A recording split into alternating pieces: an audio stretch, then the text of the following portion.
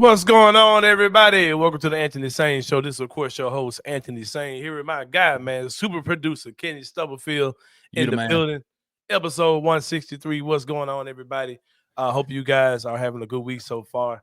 It is, by the time you guys are watching this, it is trade deadline eve. We are recording Woo. this late on Tuesday night. You're watching this on Wednesday.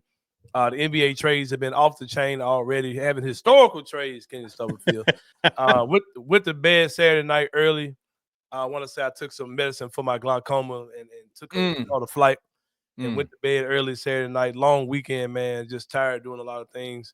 Gabe had a kid party. One of the things that comes with co-parenting when you keep your kid on the weekend, oftentimes you're not actually keeping your kid, but some other kid at his school's parents are because Gabe has this huge friend group, and it seems like there's a sleepover every weekend. Oh, So absolutely.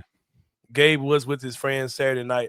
I woke up early Sunday morning and I saw, my phone was going crazy. Our group chat, things, all these type of things. From the last thing I saw was something about Marcus Smart, and it made me think that Marcus Smart got traded. So I open Yeah. it and I see one of the craziest trades I've probably ever seen in my life. Shout out to my boy Christian Ingram, who was trying to downplay the significance of this trade. I had to pull him to the side and hold his hands when I said this. And I said, Chris, you're off on this one, bro. This might be the craziest trade of all time. As Luka Doncic was traded to the Los Angeles Lakers on Saturday night. Had my people acting different, man. But people but people in Bluff City media start acting real different, man. When the white savior himself, man, the You're so wild. the god from the motherland, Luka Doncic, when he was traded, my man Kenny Stubblefield got out of the bed like at midnight. It went live. Yeah. Yeah. It did a live stream. Well, the funniest part is we were having a kind of a freak out, and I was trying to get a hold of you. I was like, I was beyond sleep. and I You was wouldn't like, get nothing out of me. come on, like, let's do this. I would have said, "Damn, Luka, if you'd have called me, I'm like, nah, bro, you can catch me in the morning on that one." But I was high as a goddamn kite. But yeah, that's one instance of things that hit different after Luka Doncic trade. I also woke up Sunday morning and saw Luke Hatbaker doing a Sunday edition of the Daily Grind. Shout out to the Daily Grind crew, which you can catch each and every morning at 7:30 in the morning on Bluff City Media. That hair Uh, looking just a little bit even more wild, wasn't Man, it? my boy Luke got up on a Sunday morning, did a show. They are a Monday through Friday show. They did a Sunday show. And the third instance of my white friends at Bluff City Media paying reverence to the brother from the motherland, Luka Doncic, was Daniel Greer, who never does weekend post game shows. Did a post game show on Sunday night. Luka got y'all acting different out here. I Hey, get it. Historical trade that happened on Saturday night. Like I said, bro, it's like you sit down and you say things like, you look at the way things are going, and like, okay, the Lakers are going to be ass when LeBron leaves. That's going to be terrible. And like, like, who's going to go to LA? Like, they're not right. going to, like, stars don't go there anymore, man. Like, that's a facade, And then, of course, my bro Nico Harrison, GM of the Dallas Mavericks, literally gift wraps one of the best players in the NBA and sends them to the Los Angeles Lakers, a player who's 25 years old. I'm gonna say this right here. I'm not gonna stay on this long, Kenny Stubblefield. Nico, your black ass got us looking bad for Black History Month, man. It ain't many GM jobs out there, Kenny Stubblefield. When you come on Anthony the Same Show, I'm gonna give you the takes that you're not gonna get on ESPN. You're not gonna get on Fox or whatever. As a black man, Nico, it ain't many GM jobs out there, and they got your ass looking crazy. You looking crazy. You traded one of the best players in the NBA in his prime for funsies. You know what I mean? Funsies. And now they're trying to create this narrative like he was out of shape and they didn't want to pay him. I'm like, bro, never in my life did I ever think I would see the Dallas Mavericks be a property franchise, and that's what we're talking about now. We're talking about them saying they didn't want to spend the money to give him a supermax and talking about his conditioning. I'm used to Mark Cuban just spending it, like not giving a damn. You know what I mean? And clearly, there's a new ownership group there who has different motives, different things they care about. But Nico, I'm telling you, They're gonna get your black ass up out of there. They use you as a scapegoat to do their evil bidding, but they're gonna fire your black ass when the heat comes on. That Dallas team is still gonna be good. Don't They get it. will be. Yeah. Be a good team. They're a totally different type of team now. Yeah. But like they're not is tinkering around with teams who went to the NBA Finals the year before is absolutely crazy to me because it's still hard to wrap my mind around how bad this trade really could be. And here we go again. Somebody gave the Los Angeles Lakers another star for the next 10 to 15 years in LA. We know who it was, Anthony. We know who it was. What you mean? It was Adam Silver. Adam Silver stepped in. For sure. And here's the thing too, man. Like I woke up Sunday morning like they're lying. Luka wanted out. He wanted to go to LA. He 100%. His market. I woke up Sunday morning saying that. I was like, man, these people are full of crap, man. And LeBron, and don't tell me that LeBron didn't know nothing about this. And here I am Tuesday nights we record this. I feel the total opposite, bro. Total opposite. I feel like this is just malpractice. Like I think Nico Harrison is lying as well. I think he's pushing an agenda that was being told to him by the ownership group in Dallas. I don't think there's no way in the world you thought this is what you wanted to do. And you didn't reach out to any teams. You could have got way more for Luka. And you're talking, bro, you could have got enough first round picks and things like that for Luka where you could have turned around and flipped those picks in a deal to get a Kevin Durant or whatever you're doing. And you're full of crap too, because you're not trying to get Kevin Durant. You don't have the pieces to get Kevin Durant. That's all PR. You could have if you had made an equitable trade with LA. You could have. You could have got some stuff back. Yeah. You could have got if you had gotten some assets back, but now you got Max Christie, Anthony Davis, and an unprotected first round draft pick. They didn't even get Dalton Connect out of the deal. They didn't even get. I mean, to me, it's like I love the jokes about the white savior thing. I love it. I think it's hilarious. I do. You got your ass out the bed. That man's got me out the bed. Luka got traded. I gotta get what up. What was crazy about it, Ant, was that as we were walking through it, it was all the reports that started to come out, right? Like all the reports about the fact that Dallas only talked to LA and that crazy, bro. The reports that Rob Pelinka finessed him down from Dalton, got Dalton Connect out of the deal. Like initially, it was supposed to be multiple first rounders, Dalton Connect, Anthony Davis, and a few other players. Yeah, and he talked him down to, nah, bro, he's fat and out of shape, and he drinks too much. So you should just let us have him for this.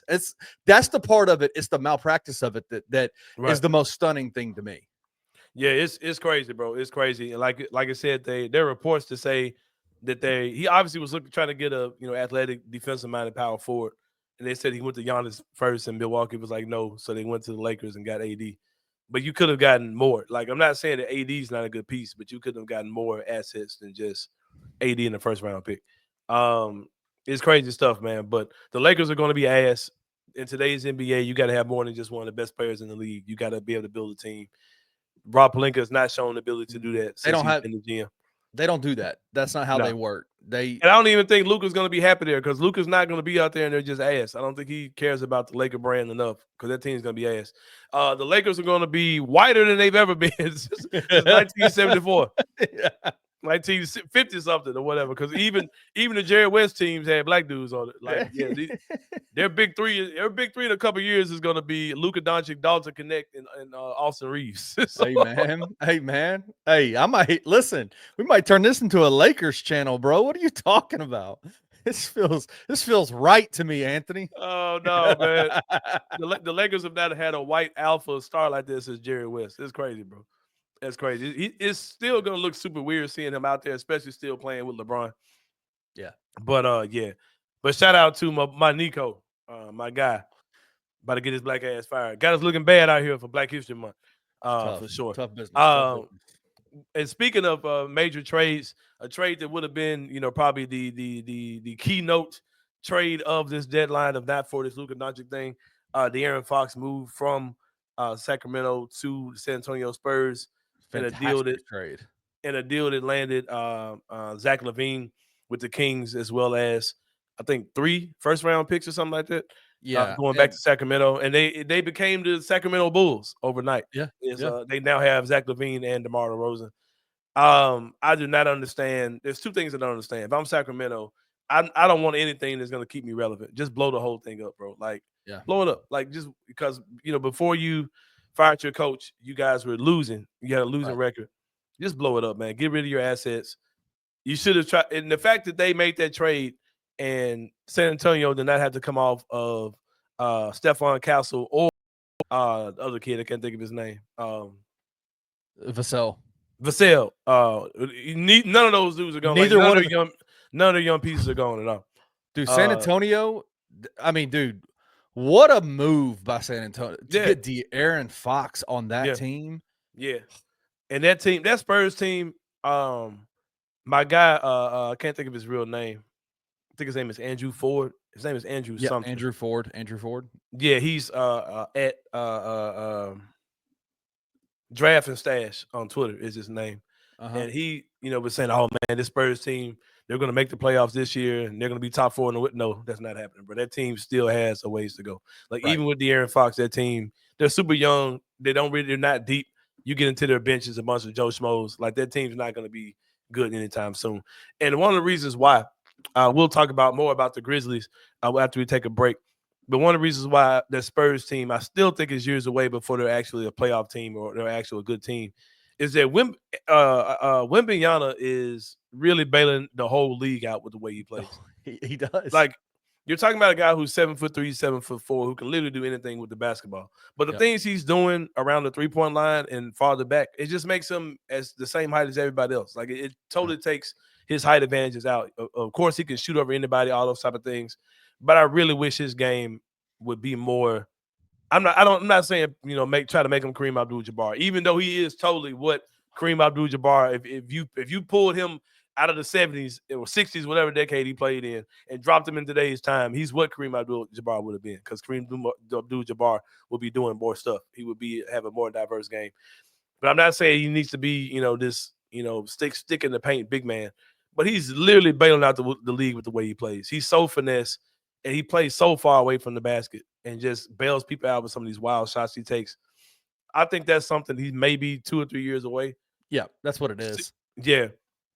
But I do like the trade, for real, because De'Aaron Fox will make them good. I ain't going to lie, man. There's certain teams, I just want them to be good in the NBA. I like San Antonio, yeah. When the Knicks are good, Spurs are good, the Lakers are good. The league is better, man, when certain teams are good. And we're in the mix right there with them. The Grizzlies are right there with them. We'll talk about the Grizzlies and some good things about that game against the San Antonio Spurs, as well as some guys are coming back healthy. Going to talk about those type of things, as well as something that was only Kenny Stubblefield, 50 games in the making for the Memphis Grizzlies. We'll talk about that and more when we come back on Anthony Sain Show. See you guys in a minute.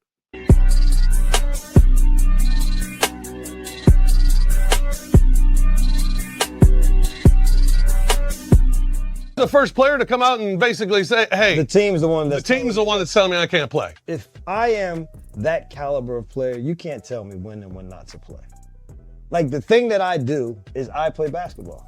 I enjoy going out and playing basketball. This whole mindset that you think guys not playing is going to make them play more is absolutely asinine.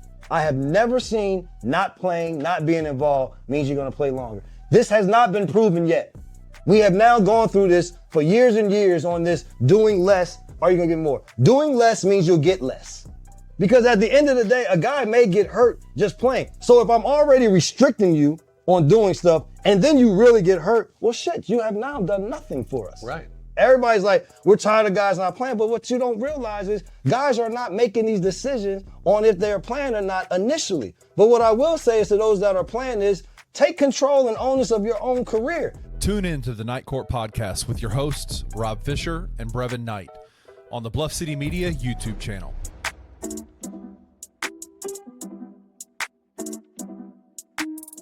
We're going to be drafting Super Bowl halftime shows. I'm really excited about this because there's some good ones. There were some ones I forgot about. We're just doing 3. And we're going to go in, let's see, who's going to go first? Oh, Buckets, you get to go first. Hey. And then you can go, Uncle Buck. I'll go last. All right, first up for me, I have one I think it'll get back to me, but I'm gonna go with anyways. My favorite Super Bowl halftime performance. It's Prince playing "Purple Rain" in the rain. I thought that was coming It back would, to you. it would not. It was top. going That number is goat. one. That was my That's first one the too. GOAT performance. What are you Thank talking you. about? Like, it was Purple Rain amazing. in the rain? In a Damn. bonnet, and he didn't lip sync. He didn't do all this crazy crap. He just rocked. Hoopers hoop, and that's what Prince did. Man, I didn't see Prince being all of our number ones. That makes me really happy. It was amazing. Like, It was number amazing. one. Yes. Tune into the Daily Grind with your host, Loot Hatmaker, every Monday through Friday at 7:30 a.m. live on the Bluff City Media YouTube channel.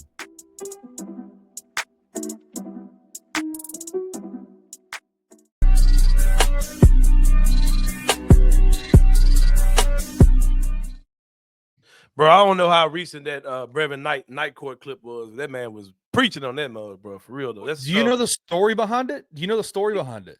he was talking about? Was he Zion. talking about Ja? Oh, No, okay, he's about Zion. Yeah.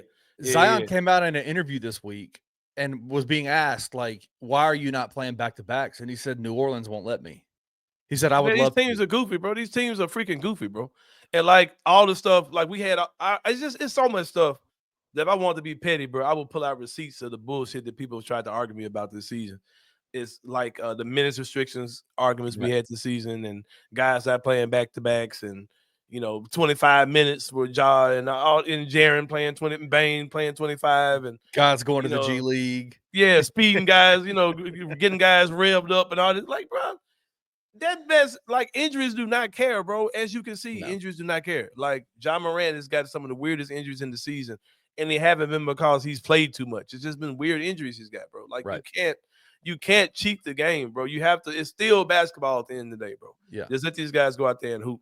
And speaking of which, Kenny Stubblefield, the Memphis Grizzlies went out there and hooped against your San Antonio Spurs after a big win against the Milwaukee Bucks. Desmond Bane suffered an injury. Yeah, we don't know what it is.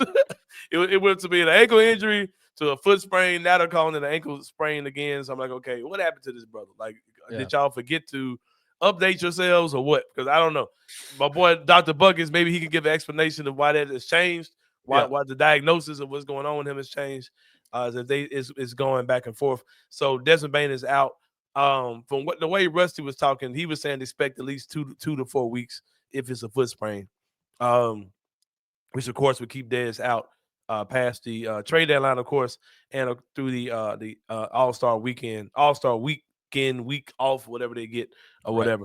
So hopefully we hit the time away. Doesn't include many games because you do have that breaking time in there.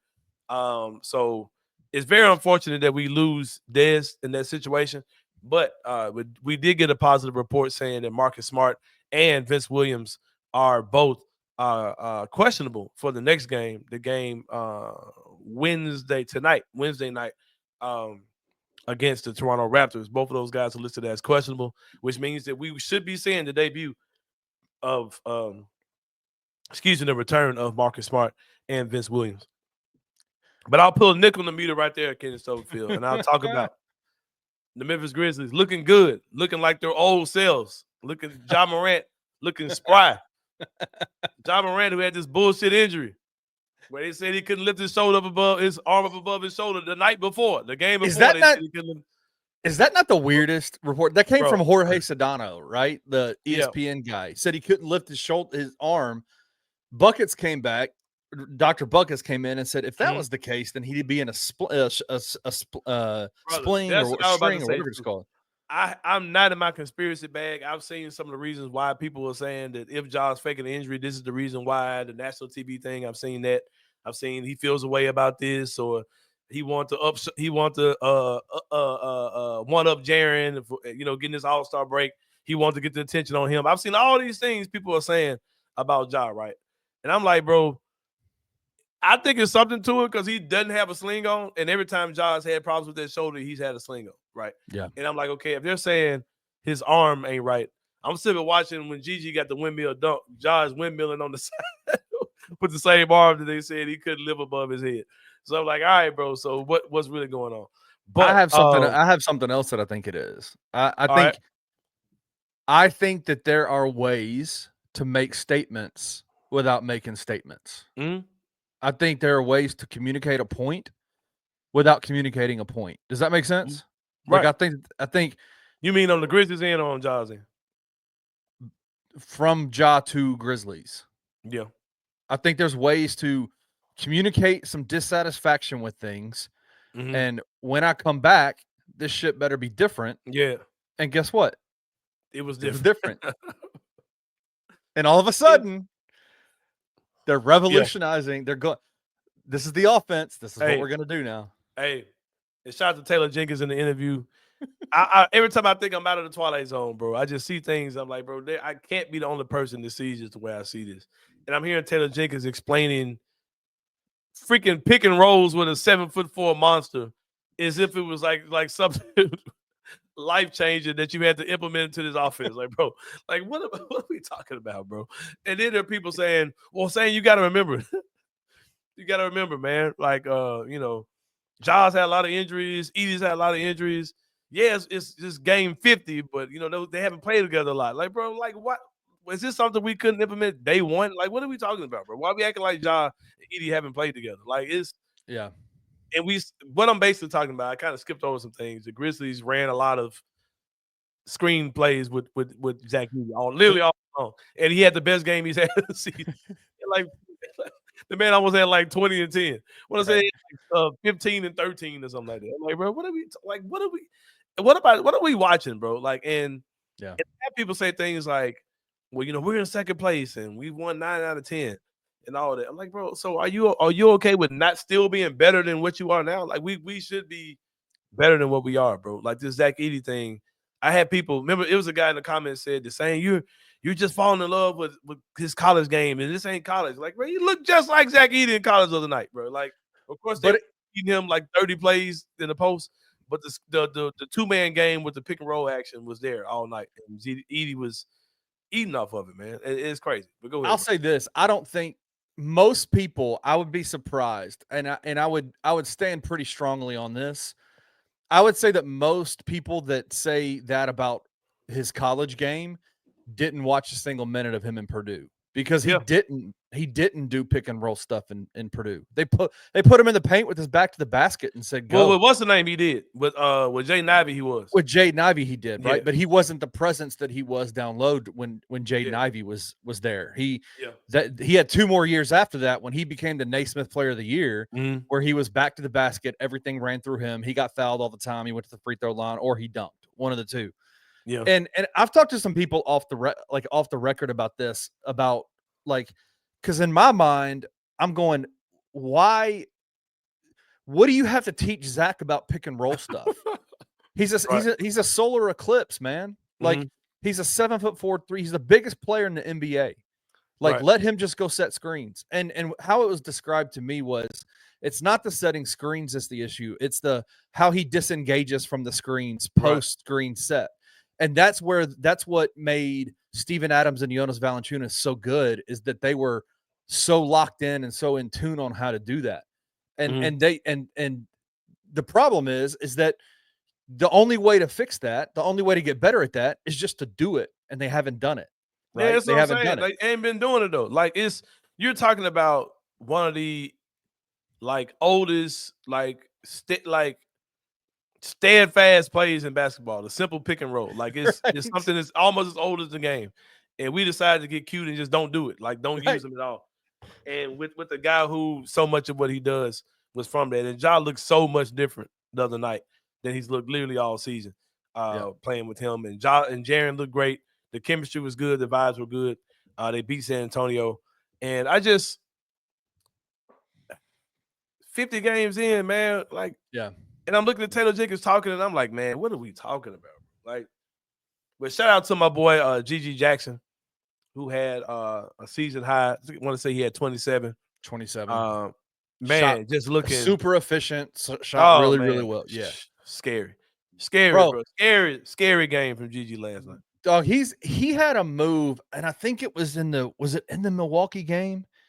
He had a move where he was going down the left side of the lane on a fast break, and he did a mini fake, like more powerful Euro step that sent the defender just like fault. Like, man, got I'm so like, much game. And he's probably 16. What is this that he's doing? Like, This guy is doing things like he has stuff in his bag that he hasn't even began to try to untap at this point. He is Yeah. so gifted, so skilled in every way. Man, and I'm gonna say this, man. While Desmond Bane is out for this few weeks, Yeah. man, let GG start, bro. Mm. Just see what you got in him. Like, put him out there with the starters. And the lineup I want to see I know the lineup. I love it. is Ja at the point, Jalen Wells at the 2, GG at the 3, Jaren at the 4, Edie at the 5. Just do it. Just do it, bro. Just do it. Is that the biggest lineup in the NBA? I mean, is Houston bigger? Is Houston bigger? No, because what's the name? Well, Van Fleet's like 5'3". Sengun's like 6'9". He ain't 7 feet tall. That's true. That's true. Yeah, they don't have a power forward like that. They don't play a true power forward. Like they play Dylan at the 4. Yeah, when they have Jabari, he's a true power, but been playing. But Dylan he ain't tall as Jaren. He's like what, 6'9"?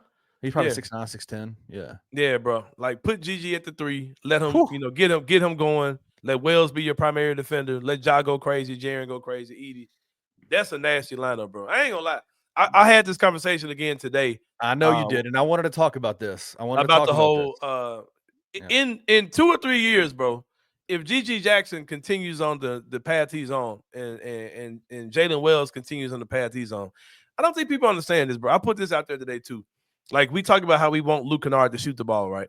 I looked up something as an interesting stat. I said I wonder what our record is when Luka Doncic takes 8 threes a game, right? Like 8 or more threes, right? It's got to be good, right? It was like 13 and 7 or something like that. I thought it would have been a whole lot better. Oh, I thought it would be a whole lot better than that too. Yeah. But the thing that shocked me is that he's only done it 20 times. Like in the 3 years he's been here, he's took 8 or more threes, which is basically 2 threes a quarter. Yeah. He's done that only 20 times in the 2.5, 3 years he's been here. Yeah, it's crazy. And how many times do you think Jalen Wells has done that since he's been there in his rookie year? So wait, hold on. So he's done it 20 times in Luka Doncic has done it the entire times we've got since he's been here. He's done it 20 times. Jalen's been starting. Jalen's been starting. I would suspect he's closing. Games. I would suspect he's closing in on 20. No, he's done it 7 times this year. He's 7 times this season. A rookie is taken 8 threes or more 7 times. Okay. And Luka Doncic's only done it 20 times the whole time he's been here. I did not believe that number, bro, because I've seen plenty of games where Luka's gotten a lot of threes off, even though we complain about the amount he gets off. But he's only got 8 or more 20 times. That really surprised me. Yeah, but the thing I'm trying to say is, if Jalen Wells is 6'8", elite level defender as a rookie, who's shooting 40% from 3 as well, and he's taking probably 5 or 6 threes a game. If that guy continues to be what he is, if GG continues to be what he is, on what planet is it a bad thing if I can take my 6'5" scoring combo guard who's having a lot more on-ball responsibilities now? In what world is it a bad thing if I say, hey, Desmond Bane, come off the bench and just score 30 a game and still play your same amount of minutes, still close the game with that starting lineup I said earlier, and then you get Dez and your closing lineup is Ja, Bane, Vince, GG, Jaren. That's your closing lineup. So me and you have had this discussion on the show a few times, and I've pushed back every time on it. You're gonna start pushing in a minute. Well, and I'll tell you the argument that you made that has kind of swayed me a little bit. And that's you could give me an emotional reason, not you particularly, but people who are watching this now, they could give me some emotional reason why Desmond Bane can't come off the bench for some reason. But you can't tell me. You can't tell me a basketball reason why it don't make sense for you to have your 6'3" athletic point guard, 6'8" shooting guard who can defend anybody on the perimeter, a 6'9", 6'10" possible scoring machine, Jaren and Edie. You can't tell me that there's basketball reasons why they don't make sense. But go ahead. You said there was a conversation and you were bringing up really good points about it on Twitter, like basketball reasons, and the responses back to you were, Bane ain't gonna do that. Bane ain't a bench player. Bane ain't a bench guy. Bane ain't a bench guy. That's not a good argument. You got to come with good arguments, right? So here's the thing I would say. The argument that you've made is the one that you keep repeating even tonight, and that's what Jalen Wells does defensively. Changes the entire calculus of all this shit. in terms of what the future of the Grizzlies starting lineup, their bench depth, everything, what it looks like, their rotations and everything. Because as much as Desmond Bane is a willing defender, he's a limited defender. And as awesome as he is at shooting the ball, his final form, Anthony, might be that playmaking on the ball point guard, backup point guard. Because he is the way he's able to impact the game in that role has been pretty enlightening to me. It's crazy, right? And if you think this stuff they're doing with these rotations is coincidental, where when Jaw's out, Desmond Bane's your backup point guard. The ball's in his hands. They're seeing what this stuff looks like, bro. Like they're seeing what it looks like, and I think it's for a reason. In real time, they're trying to figure out what this looks like. And so what I say to that is I think we have this concept, I think, in basketball fans have this concept that the best players start and the worst players are on the bench. No, that's not true at all. And I would say there are very clear, examples that fly in the face of that. The one franchise we've talked about numerous times tonight is the San Antonio Spurs, right? Like, you cannot tell me Manu Ginobili was not one of the top 3 players on that team. Exactly. And yet he was a super sub off the bench, 6th man of the year, all-star every year, that kind of deal. Played as many minutes as Tony and Tim. I mean, and so I'm moving very swiftly over to where you're at in this, because I ain't saying doing it now, but in the coming years, it might be inevitable. Like the future, it might just make too much sense. In 2 years, Jalen Wells, Gigi Jackson, Zach Edey. What are they going to look like in 2 years? In 2 years. And that's another thing too. My boy Cam Rose used to do the Outsiders podcast with. He threw out something. He was like, "Man, we really have 2 cores on his team, because if let's say you were an expansion team, the Las Vegas Sonics or whatever, right? And you said, hey, go build your team around 6'8", 3-and-D wing player, right? 6'9", 6'10", scoring 3-4, and 7'4" big man, 300-pound big man. Hey, shit, give me that team. Sign me up. Sign me up. It sounds like fun. Yeah, we can do that. Yeah, like for sure. So with that being said, there's going to be a time where those 2 timelines clash. So describe the 2 timelines for me, the 2 cores. You got Ja, Jaren, and Bane, who are about to enter their prime. Right. They're 25 years old. All 3 of those guys are 25 years old. In 3 years, they'll be all 28. In 3 years, Jalen Wells will be 24, 25. 24, 25. Edie will be 24, 25. Gigi will be 23. So you'll have these guys who are in their prime and Ja and them, plus these dudes coming behind them that are probably good enough to be a core that you build around on another team. And the Grizzlies, that big 6 as opposed to that big 3 could be hella nasty. And you got whatever Santi Aldama. And they're all homegrown. And they're all homegrown. Right. Exactly. And they're all homegrown, right? Yeah. Is this not crazy? Are the Grizzlies set up for the future? Are they set up? Like, is their future bright? I mean, it feels like, bro, like I said, with the way there are things that people have this thing now where it's like, unless you're sticking out, number 2 seed with my chest, unless you're just saying that and saying everything's good, people are saying you're being negative, or why are you talking about these things while we're winning? Bro, don't get it twisted, bro. The Grizzlies team is very, very freaking good. And that's one of the reasons why certain people are frustrated the way things are, because our top 6, top 7 in the next couple of years could be just nasty. If those are the 7 guys you're talking about, if you're talking about, like I said, Jaren Bane, Wells, Edie, Gigi, then you got Santi. That's your 7.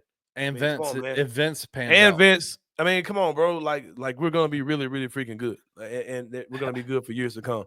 And you may mess around and have a Cam Johnson on your team, who also is older than all those dudes, and just kind of transitions to whatever he could be on his team as well. So then, my question to you then is, does this change what you're describing right now? Does it change the way you think the Grizzlies should view tomorrow? No. You need to go get I love Jalen Wells to death. You know that. You need to go get a dude. I love Santi too. I love Gigi. But you need to go get a dude who does what you're asking those guys to do, but who's done it before in big moments. And I think that if you get a guy like Cam Johnson, he totally solidifies your starting lineup. You're ready for war at that point. And you What if though the requirement is to give up parts of that second core? No. Jalen Wells, G.G. Jackson, no, not at all. I move Vince Williams. If there's a trade out there, I would trade Vince Williams. Don't get it twisted for sure. But there's too many other parts that aren't a part of those two cores that you're talking about that are valuable, right? Valuable contracts, valuable players, that kind of stuff. Yeah. It just makes you wonder, like, how much do you really want to put into this season? Because I think that if things shake right, the Grizzlies could win the NBA World Championship this season. I think we're that talented. I agree. Super young, super inexperienced in some places, but I'm not going to act like this team isn't talented enough to win this whole damn thing, because we're not one of the younger teams in the league. We're still young, but we're the teams that we're kind of in our group, we're all about the same age. Our cores are all about the same age.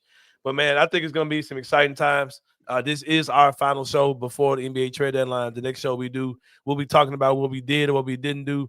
I don't want to get into all that today. I'm ready to just sit back and see what happens. I'm ready to go to bed and wake up and hopefully something happens, some more stuff happens. Can me and you do a live reaction? Like, what if the Grizzlies? What if they go get if they get a Luka type player? I'm a Luka type, yeah. A Luka Kennard trade. Y'all may be in shambles if the Grizzlies trade Luka Kennard and Jake Thursday. Oh shit, y'all gonna be. And what if they have to get off Cam Spencer too, bro? I'm doing a full-on debrief on live. Get out the bed. I get out the bed for breaking the Memphis Grizzlies. The Memphis Grizzlies. And if they trade Yuki, you are might in just shambles. If they trade Yuki, you might have just killed Chris Vernon, because that dude would just be distraught if we trade Yuki. But yeah, man. Jay Huff. Oh my God, please don't do it.